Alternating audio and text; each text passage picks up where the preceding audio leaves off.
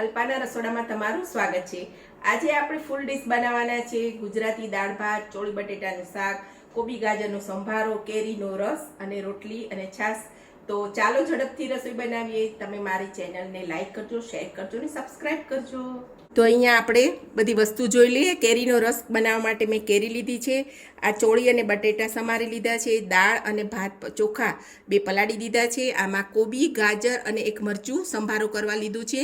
આ રોટલીનો લોટ બાંધવા માટે લોટ લઈ લીધો છે। આ રેગ્યુલર મસાલા છે, ટમેટા છે, આ મીઠું છે, તેલ। તો બધા વસ્તુથી આપણે હવે રેસીપી બનાવશું। તો આપણે કુકર મૂકી દીધું છે। એની અંદર આપણે પાણી એડ કરી દઈશું અને આ નાનો કાટલો મૂકી દેવાનો છે એમાં। અને આપણે દાળ પલાળી હતી જે એની અંદર બે ટમેટાના આવી રીતે બે ટુકડા કરી અને આ ઊંધા રાખી દેવાના છે।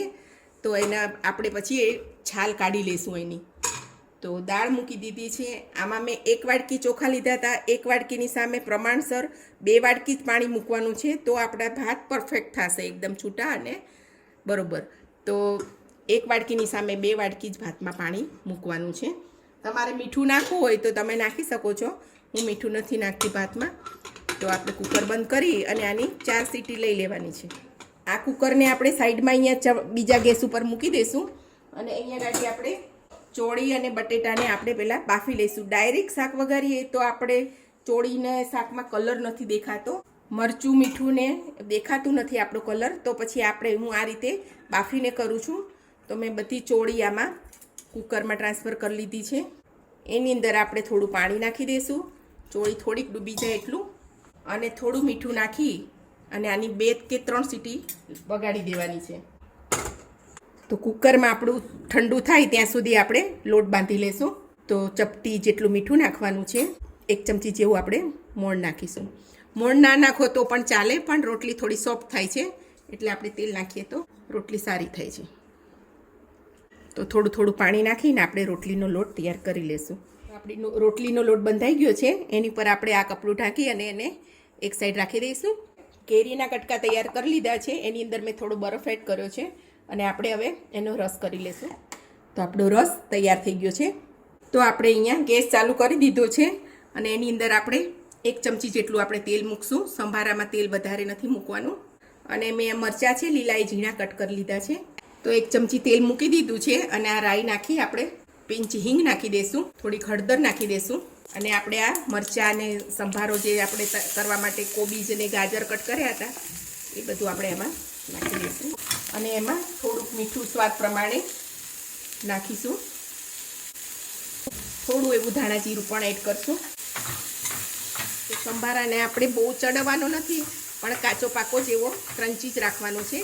તો થોડી વાર એને હલાવી અને આપણે કાઢી લઈશું।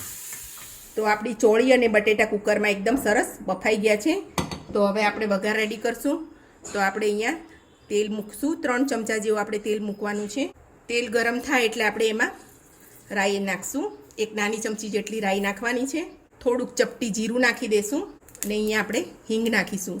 જો તમારે લસણ ખાવું હોય તો આની અંદર તમે લસણની પેસ્ટ એડ કરી દેવાની છે અને હળદર નાખી અને આપણે શાકને વઘારી નાખીએ। તો આ 1.5 ચમચી જેવું મરચું નાખું છું। તમે તમારી તીખાસ પ્રમાણે બેલેન્સ કરી શકો છો। અને ધાણા જીરું પણ ચોળીના શાકમાં સારું લાગે છે, તો 2 ચમચી ધાણા જીરું નાખશું। અને મેં અહીંયા ટમેટાનો પલ્પ કરી લીધો હતો, તો એ પણ આની અંદર એડ કરી દઈશું। તો બધું સરસ રીતે આપણે ફ્રાય કરી લેવાનું છે। આની અંદર મસાલા બધા ચડી લેવાના છે અને મીઠું આપણે બાફવામાં નાખ્યું હતું, તો આપણે થોડુંક જ મીઠું નાખશું। તો આપણું તેલ છૂટું પડી ગયું છે, એની અંદર આપણે પાણી સાથે જ આ બાફામાં જે પાણી નાખ્યું હતું એ પાણી સાથે જ આપણે બધું શાક અંદર નાખી દઈશું।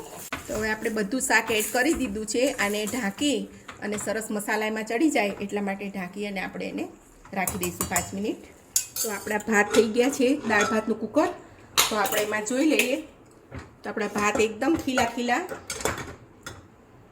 સરસ થઈ ગયા છે। જો માપનું પાણી હોય તો ભાત અંદર કુકરમાં પણ સરસ થાય છે અને દાળ પણ આપણી ચડી ગઈ છે। આની ટમેટાની છાલ આપણે ઉપરથી કાઢી નાખશું આવી રીતે અને પછી આપણે એને ઝેરી લઈશું। દાળને ઝેરી લીધી છે અને એની અંદર આપણે હવે મસાલા કરીશું। તો અહીંયા થોડી હળદર નાખું છું, 1 ચમચી ધાણા જીરું, સ્વાદ પ્રમાણે મીઠું નાખવાનું છે અને આદુનો ક્યુબ નાખું છું। ક્યુબની રેસીપી મારા આગળના વિડીયોમાં શેર કરેલી છે। ને આ 2 ચમચી ગોળનો પાવડર છે એ નાખી દઉં છું. તો હવે દાળ ઉકળે ત્યાં સુધી આપણે અહીંયા ગાડી વઘાર રેડી કરશું. તો વઘારની અંદર આપણે થોડું તેલ મૂકી દેવાનું છે. તેલ ગરમ થાય એટલે આપણે એની અંદર રાઈ નાખી દઈશું. રાઈ ફૂટે પછી એની અંદર નાની 1 ચમચી જેવું જીરું નાખવાનું છે. આ અધકચરી મેથી વાટેલી હું નાખું છું. પિંચ હિંગ નાખી દઈશું. આ લાલ મરચું છે સૂકું એ નાખી દેવાનું છે. મીઠા લીમડાના પાન નાખી દઈશું. અને આ લાલ મરચું છે બધું નાખીને આપણે સરસ રીતે એને હલાવી લેવાનું છે. તો આપણો વઘાર રેડી થઈ ગયો છે.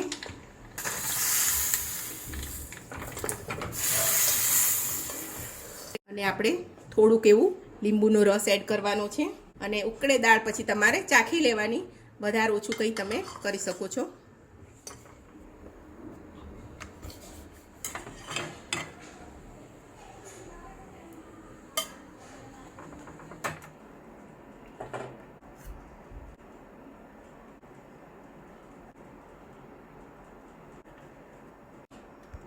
આપણી ગુજરાતી ડીશ તૈયાર છે. દાળ ભાત શાક રોટલી રસ સંભારો. તો તમે જરૂરથી આવી રીતે બનાવજો. ચાલો જમી લઈએ. તમે મારી ચેનલને સબસ્ક્રાઈબ કરજો, લાઈક કરજો, શેર કરજો અને કોમેન્ટ કરજો.